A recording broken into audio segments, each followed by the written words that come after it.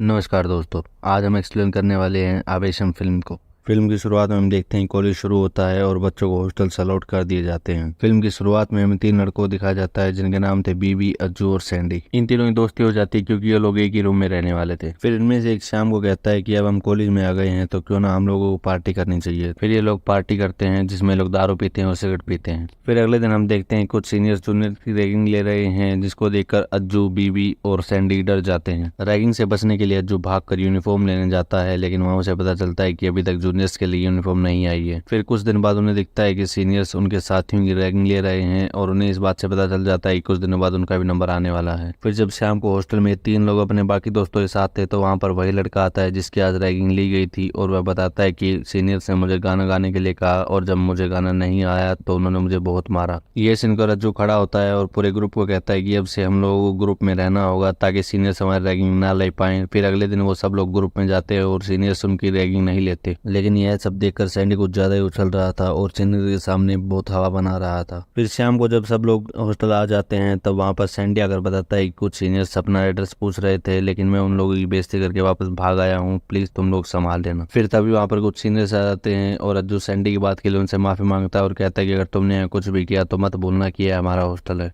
फिर जब वो दोनों लोग जा रहे होते हैं तो एक लड़का छत पे से देखकर बताता है कि जो लड़का पीछे बैठा था उसका नाम कुट्टी है और यह उस हॉस्टल का सबसे बड़ा सीनियर और सबसे बड़ा गुंडा भी है और इसके सामने कई बार तो टीचर्स भी कुछ नहीं बोल पाते। यह सुनकर वो लोग डर जाते हैं और हॉस्टल जाकर प्लानिंग करते हैं कि हमें क्या करना होगा अगर ये लोग रात को हमें मारने आए तो। फिर सब लोग उठकर वहां से आराम से जाने लगते हैं क्योंकि उन्हें पता चल जाता है कुट्टी अब रात को उन लोगों को मारने आएगा, इसलिए वो उन लोगों के साथ नहीं रहना चाहते। कुल मिलाकर सिर्फ 18 लोग बचे रहते हैं और वो 18 लोग उनसे कहते हैं कि हम लोग तुम्हारे साथ हैं और तुम्हारा साथ देंगे और वो सब लोग रात को लड़ाई की तैयारी में लग जाते हैं और हॉकी डंडे सब इकट्ठे कर लेते हैं। फिर रात को अज्जू देखता है कि हॉस्टल के बाहर कई सारे लड़के आ गए हैं और उसे पता चल जाता है कि वो लोग उसे मारने ही आए हैं और हॉस्टल के सभी लड़के अपना अपना कमरा बंद कर लेते हैं। लेकिन अज्जू, बीबी और सैंडी अंदर नहीं जा पाते और बाहर ही रह जाते हैं और फिर कुट्टी वहां पर आ जाता है और वह इन तीनों के कपड़े उतरवा कर इन्हें अपने साथ ले जाता है। और फिर हम देखते हैं कि इन तीनों को कुट्टी की गैंग ने बहुत बुरी तरह पीटा और जिसका मन कर रहा था वही इन्हें पीट कर जा रहा था। 2 दिन तक वो लोग वहीं पर ऐसे ही पड़े रहते हैं और फिर तीसरे दिन कुट्टी उन्हें बुलाकर दारू पिलाता है और कहता है कि आगे से हम लोगों की इज्जत करना और सीनियर्स को अगर कभी कुछ कहा तो मैं तुम्हारा हाल इससे ही बुरा करूंगा। और फिर वो तीनों वहां से चुपचाप आ जाते हैं और फिर वहां से वापस आते ही अज्जू का रूप कुछ और ही होता है और वह कुट्टी गैंग से बदला लेने की सोचता रहता है। फिर एक दिन बीबी के पास उसकी माँ का फोन आता है और वह रोने लग जाता है लेकिन अपनी माँ को कुछ नहीं बताता कि उसके साथ क्या हुआ और क्या क्या हो रहा है। फिर अज्जू बीबी के पास आता है और उसे पूछता है कि अगर तू कुट्टी से बदला लेना चाहता है तो बता। और जब बीबी पूछता है कि कैसे, तो अज्जू बताता है कि हमें कुट्टी से बदला लेने के लिए किसी लोकल गुंडे का सपोर्ट लेना होगा जिसके पास भी गैंग हो। और फिर अज्जू बताता है कि हम लोग रोज एक बार में जाएंगे और वहां पर बड़े बड़े गुंडे आते हैं और हम उन्हीं में से किसी एक गुंडे से दोस्ती कर लेंगे और कुट्टी को पिटवा देंगे और ऐसे ही हमारा बदला पूरा होगा। और फिर वो लोग अपने इस मिशन पर लग जाते हैं और वो लोग यह सोचकर निकलते हैं कि हमें कुछ गुंडों से दोस्ती करनी ही करनी है। और वो लोग डेली एक बार में जाते और दारू पीते और गुंडों से बात करते, लेकिन उन लोगों को बच्चा समझकर कोई भी गुंडा उनसे ज्यादा बात नहीं कर रहा था। और फिर कई दिन बीत जाते हैं और इनका कोई भी गुंडा दोस्त नहीं बनता और बार में जाकर दारू पीने में इनके बहुत सारे पैसे लग जाते हैं और आराम से इनके पैसे खत्म हो जाते हैं और फिर उस पैसे के लिए ये लोग वेटर की नौकरी करते हैं। फिर एक दिन अज्जू उन दोनों को एक बार में लेकर जाता है और उन्हें दिखाता है कि इस बार का ओनर जो कि एक बहुत बड़ा गुंडा है, अगर उससे हमारी दोस्ती हो जाए तो हम कुट्टी से बदला ले लेंगे। और जैसे ही वो तीनों उस बार के ओनर के पास जाने लगते हैं उसके बॉडीगार्ड उन्हें उसके पास नहीं जाने देते। फिर ये तीनों लोग काफी निराश हो जाते हैं और बाथरूम में चले जाते हैं और सिगरेट पीने लगते हैं। तभी वहां पर रंगा नाम का गुंडा आता है जो इनसे लाइटर मांगता है, लेकिन इनके पास लाइटर ना होने के कारण वो इनकी सिगरेट से अपनी सिगरेट जला लेता है। बेबी उससे काफी रूडली बात करता है लेकिन रंगा उनकी बातों का कोई जवाब नहीं देता और फिर वो तीनों जाकर एक टेबल पर बैठ जाते हैं और वहां पर एक आदमी आकर उन लोगों को उस टेबल से उठने के लिए कहता है और कहता है कि यह टेबल किसी और के लिए बुक है। और फिर उन्हें पता चलता है कि यह टेबल उसी रंगा के लिए बुक है जो उन्हें बाथरूम में मिला था। उसे देखकर ये तीनों बात करने लग जाते हैं कि आजकल बस ड्राइवर भी बार में टेबल बुक कर दारू पीते हैं। तभी वहां पर उस बार का ओनर आता है और वो तीनों सोचते हैं कि इस बार तो इससे बात करके ही रहेंगे। लेकिन वो ओनर तो आते ही रंगा को एक मालिक की तरह ट्रीट करने लगता है जिसे देखकर इन तीनों के होश उड़ जाते हैं। फिर यह सब देखकर अज्जू बीबी से कहता है कि तूने उस रंगा की बेइज्जती की थी, अब तू ही जाकर उससे बात करेगा। और जैसे ही बीबी रंगा से बात करने जाता है वह उससे हंसकर बात करता है और बीबी के कहने पर अज्जू और सैंडी को भी अपने टेबल पर बुला लेता है। वो तीनों यह देखकर काफी खुश हो जाते हैं हैं और फिर रंगा उन्हें दारू के लिए पूछता है। फिर वो तीनों लोग उनके साथ दारू पीने लगते हैं। फिर रंगा वहां से जाने लगता है और जाते जाते उन लोगों को कहता है कि तुम लोगों के साथ बात करके और दारू पी के काफी मजा आया, कल फिर मुझे इसी टेबल पर मिलना, साथ में बैठकर दारू पियेंगे। यह देखकर अज्जू काफी खुश होता है और सोचता है कि चलो किसी तो बड़े आदमी से दोस्ती हुई। फिर वो तीनों लोग रोज रंगा के साथ बैठकर उसी टेबल पर दारू वगैरह पीने लगते हैं और उसके साथ पार्टियां करने लगते हैं, जिसके कारण उनकी कॉलेज की अटेंडेंस भी पूरी नहीं होती और ना ही वो पढ़ाई की तरफ ध्यान दे पाते हैं। फिर रंगा उन तीनों को अपने सभी गुंडों से मिलवाता है और वह सभी गुंडों से मिलते हैं और सभी गुंडे उन्हें अपने हथियार दिखाने लगते हैं। फिर भी पूछता है कि आप लोगों के पास गन नहीं है क्या। फिर रंगा अपने राइट हैंड अमन को बोलता है कि इन्हें गन दिखाओ, लेकिन अमन कहता है कि आज मैं बंदूक लाना भूल गया। इस बात पर रंगा भड़क जाता है और उसे कहता है कि तू आज बंदूक लाना कैसे भूल गया। फिर बात को पलटने के लिए सैंडी रंगा से पूछता है कि आप इतने बड़े आदमी कैसे बने, और फिर यह सुनकर रंगा दारू पीने चला जाता है और फिर अमन रंगा की स्टोरी उन्हें बताता है। और वह बताता है कि जब रंगा भाई स्कूल में थे तो पार्ट टाइम पैसे कमाने के लिए वो एक रिश्तेदार की जूस की दुकान में काम करने लगे और रंगा ने जितने पैसे अपने कॉलेज के लिए कमाए थे वो सब उसके रिश्तेदार ने ले लिए और शेयर मार्केट में लगा दिए और शेयर मार्केट नीचे गिर गया और सारे पैसे डूब गए, जिससे रंगा कॉलेज जाने के सारे सपने टूट गए। और फिर अमन बताता है कि जब कुछ साल बीत गए तो भाई को पता चला कि जिस कंपनी में उसने पैसे लगाए थे उस कंपनी में वह पैसे 40 गुना हो गए हैं और भाई काफी अमीर हो गए और फिर वह इतने बड़े आदमी बन गए। लेकिन उन तीनों को यह स्टोरी फेक लगती है। और फिर जब वो तीनों लोग अम्बन के साथ गाड़ी में थे तब अम्बन उन्हें बताता है कि जो पैसा उन्हें मिला था उससे उनके रिश्तेदार ने जमीन खरीद ली, जिसके भाव गिर गए और हमारे भाई फिर से गरीब हो गए और भाई फिर से उसी जूस की दुकान पर काम करने लगे। और इन तीनों को लगता है कि फिर से यह फेक कहानी सुना रहा है और फिर बीवी उससे पूछता है कि ये बताओ कि वो इतने बड़े गुंडे कैसे बने।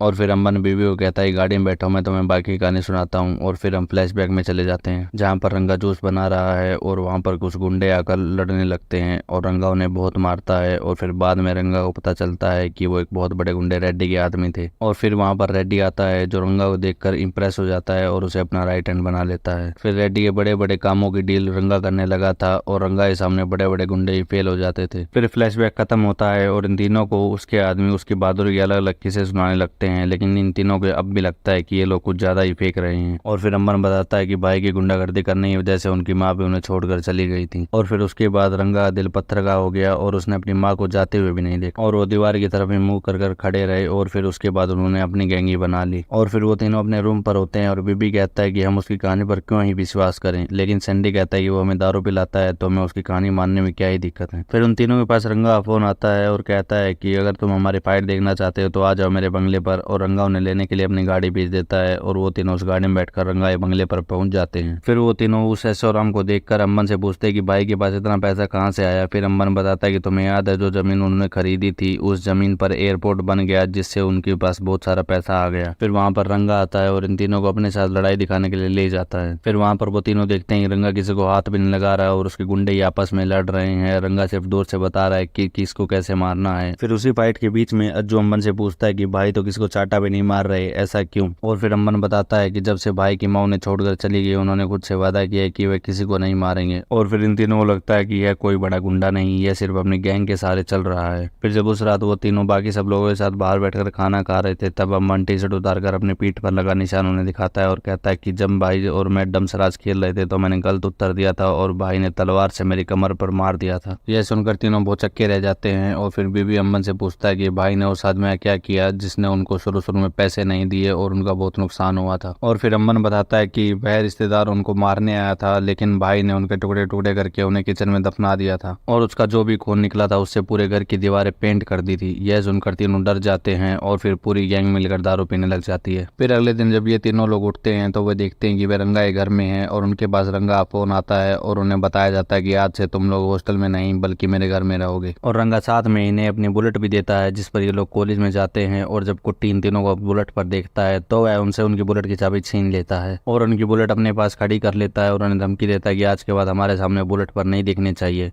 फिर अज्जू सैंडी से कहता है कि चलो रंगा भाई से इसकी शिकायत करते हैं और उसे पिटवाते हैं। फिर वो तीनों मिलकर रंगा के पास जाते हैं और रंगा के सामने एक्टिंग करने लगते हैं कि एक कुट्टी नाम का लड़का उन्हें कितना परेशान करता है। रंगा ये सुनकर बड़े गुस्से में हो जाता है और वह कहता है कल मैं तुम्हारे कॉलेज में आऊंगा तब मुझे बताना कि वह कुट्टी कौन है। यह सुनकर वो तीनों काफी खुश हो जाते हैं। फिर अगले दिन रंगा उन तीनों के साथ उनके कॉलेज में जाता है और वहाँ पर होली का त्योहार मनाया जा रहा है। और फिर बीबी कुट्टी को फोन कर उसे गालियां देने लगता है और फिर कुट्टी आकर उसे एक चाटा लगा देता है। यह देखकर रंगा बहुत गुस्सा आता है और रंगा अपनी गैंग के साथ कुट्टी और उसकी गैंग को बहुत मारता है और उनकी बहुत बुरी हालत कर देता है। और फिर रंगा वहां पर अनाउंसमेंट करता है कि इन तीनों से अगर कोई भी भिड़ेगा तो उसे मैं नहीं छोड़ूंगा। और फिर कुट्टी गैंग भी उन तीनों से डरने लग जाती है। फिर वो तीनों रंगा गैंग के परमानेंट मेंबर बन जाते हैं और पूरे दिन नशे में धुत पड़े रहते हैं। फिर एक दिन बीबी के पास उसकी माँ का फोन आता है और रंगा उसकी माँ से बात करता है और उसकी माँ रंगा को बताती है कि बीबी आपको बड़ा भाई समझता है और रंगा बदले में कहता है कि आप फिक्र मत कीजिए, मैं उसका ख्याल रखूंगा। फिर अगले दिन उन तीनों को पता चलता है कि कॉलेज में नया एडी आया है और वह उन्हें अपने पास बुलाता है और कहता है कि मैं तुम्हारे गुंडे दोस्तों से नहीं डरता। और वह उनके सामने बंदूक रख देता है और कहता है कि तुम तीनों इस बार फेल हो चुके हो और मैं तुम्हें रेस्टिकेट करता हूँ। वो तीनों डर जाते हैं और ईडी से आखिरी मौका मांगते हैं और ईडी उन्हें एक टेस्ट पास करने के लिए कहता है जो कि 15 दिन बाद है। और फिर वो तीनों वहां से चले जाते हैं और सोचते हैं कि 15 दिन बाद होने वाले टेस्ट के लिए उन्हें बहुत ज्यादा पढ़ना होगा। और तभी उनके पास रंगा फोन आता है और वह उन्हें फाइट के लिए ले जाता है और वो लोग रंगा को मना भी नहीं कर पाते। फिर जहाँ फाइट होनी थी वहां पर बहुत सारे गुंडे आ जाते हैं और वो रंगाई गुंडों पर भारी पड़ने लगते हैं और रंगा किसी न किसी तरीके से अपनी गैंग के लड़कों को वहां से भगा ले जाता है। और फिर वो तीनों डिसाइड करते हैं कि वो लोग आज के बाद रंगा के साथ कहीं नहीं जाएंगे और वो सिर्फ पढ़ाई पर ध्यान देंगे। और फिर वो लोग जैसे ही पढ़ने के लिए बैठते हैं रंगा उन्हें किसी न किसी तरीके से परेशान करने आ जाता है। कभी रंगा उनके पास पार्टी करने के लिए आ जाता था और कभी उनके पास कॉल गर्ल्स को ले आता था जिससे उनको मजे ना रुके और वो हमेशा मजे करते रहे। फिर जब एक दिन कॉल गर्ल को बुलाया गया था तो ये लोग उसके साथ टाइम पास करने लगते हैं और उसके साथ डमसराज खेलने लगते हैं। और यहाँ पर बीबी भी रंगा की टीम में था और रंगा उसे एक फिल्म का नाम गैस करने के लिए कहता है लेकिन वो गैस नहीं कर पाता। फिर उसे याद आता है कि एक बार ये अंबन के साथ भी ऐसे ही डमसराज खेल रहा था और जब अंबन ने मूवी का नाम नहीं बताया तो उसने उसकी पीठ पर तलवार मार दी थी। यह सोचकर वह काफी घबरा जाता है लेकिन किसी तरह तुक्के से वैसे ही फिल्म का नाम बता देता है। और फिर वो सब लोग वहां से चले जाते हैं और बीबी की सांस में सांस आती है। फिर उसे याद आता है कि अंबन ने उसे बताया था कि एक आदमी को मार कर रंगा ने सामने वाली दीवार को पेंट कर दिया था। और फिर वह दीवार देखने के लिए जाता है और फिर वह जब देखता है तो उसे पता चलता है कि दीवार पर लाल रंग किया हुआ है। और फिर वह जब किचन में जाता है तो वहां उसे पता चलता है कि वहां पर एक लाश को गाड़ा गया था। यह देखकर उन तीनों के होश उड़ जाते हैं और यहाँ पर उन्हें तीनों को पता चल जाता है कि अंबन झूठ नहीं सच कह रहा था। फिर वो भागकर कोलगर के पास जाते हैं और उसे कहते हैं कि आप हमारे साथ सो सकते हैं क्योंकि हम लोगों को नींद नहीं आ रही। और फिर उस लड़की के आने के बाद उन्हें नींद आती है क्योंकि उन्हें डर लग रहा था कि किचन में एक आदमी की लाश दबी हुई है। फिर अगले दिन वो लोग बैठते हैं और उन्हें समझ नहीं आ रहा कि वो लोग अब क्या करें। अब वो तीनों उस घर में वापस नहीं जाना चाहते थे और साथ ही वो लोग जहां भी जाते थे वो सब लोग उन्हें गुंडों की नजरों से देखते थे। वह उन्हें बिल्कुल भी अच्छा नहीं लगता था। फिर वो लोग बैठकर सोच रहे होते हैं कि हम लोग तो यहाँ पढ़ने आए थे और हम गुंडे बनकर रह गए। फिर उन लोगों को शाम को सोने के लिए जगह नहीं मिलती और वो लोग रंगाई घर सोने के लिए जा रहे थे। तभी रेड्डी के आदमी वहां आकर उन तीनों को उठा ले जाते हैं और फिर रेड्डी उन लोगों को कहता है कि रंगा की वजह से मेरी पावर बिल्कुल चली गई है और लोग मुझसे बिल्कुल नहीं डरते। सब लोग मुझे रंगा का नौकर समझते हैं। मैं रंगा को जान से मारना चाहता हूँ। और फिर वह उन्हें एक कार्ड देकर कहता है कि जब भी रंगा अकेला हो तो मुझे इस नंबर पर फोन कर देना। और फिर वह उन तीनों को वहां से जाने देता है और वो लोग रंगाई अड्डा पर जाकर सोचते हैं कि हम उसे कह दें कि हम लोगों को पढ़ाई करनी है और इसलिए आज से हम तुम्हारी गैंग में नहीं रहना चाहते। फिर वो लोग जैसे ही वहां पहुंचते हैं दो लोगों की लाश को देखते हैं और उन्हें पता चलता है कि रंगा ने उन दोनों को जान से मार दिया था क्योंकि वो लोग गैंग को छोड़ने की बात कर रहे थे, जिसे देखकर इनके मुंह से एक शब्द नहीं निकलता और वो लोग वहां से चले आते हैं। अब ये लोग यहाँ से भागने की तैयारी में थे लेकिन इन लोगों को पता है कि रंगा उन्हें किसी न किसी तरीके से ढूंढ लेगा। और फिर बीबी कहता है कि मेरा एक दोस्त शहर के बाहर रहता है, हम लोग वहीं लेकर अपने टेस्ट की तैयारी करेंगे और शायद तब तक रंगा भी हमें भूल जाए। और फिर ये तीनों बीबी के दोस्त के पास रहने चले जाते हैं और अपने फोन से भी स्विच ऑफ कर लेते हैं। अभी वो तीनों तो वहां पर मजे से रह रहे थे लेकिन रंगा उन्हें ढूंढने में लगा हुआ था क्योंकि उसे लग रहा था कि कहीं उसके दुश्मनों ने तो उन लोगों को किडनैप नहीं कर लिया। फिर रंगा इनके कॉलेज जाता है और कुट्टी की पूरी गैंग को पीटता है और उनके बारे में पूछता है और रंगा की कुट्टी और उसकी गैंग को मारते हुए की वीडियो सोशल मीडिया पर वायरल भी हो जाती है और वो तीनों भी उस वीडियो को न्यूज चैनल के माध्यम से देख लेते हैं और इन तीनों डर लगने लगता है कि हम लोग तो एक हफ्ते से यहाँ पर हैं, हम लोग करे तो करे क्या और रंगा तो हमें अब भी ढूंढने में लगा हुआ है। और फिर भी जैसे अपनी माँ को फोन करने के लिए अपना फोन ऑन करता है तभी उसके फोन पर रंगा फोन आता है और वह उस फोन को उठा ही लेता है और वह रंगा को कहता है कि हम शाम को आपके घर पर मिलेंगे और वो तीनों रंगा के घर पहुंच जाते हैं। तभी रंगा उन पर भड़कने लगता है लेकिन बीबी उल्टा रंगा पर भड़क जाता है और उसे कहता है कि हम लोग तो यहाँ पढ़ने आए थे और तुम्हारी वजह से हम लोग यहाँ पर गुंडे बनकर रह गए हैं। और फिर वह उसको सच बताता है कि हम लोगों ने तो तुमसे दोस्ती भी इसलिए की थी ताकि हम कुट्टी गैंग को पिटवा सकें।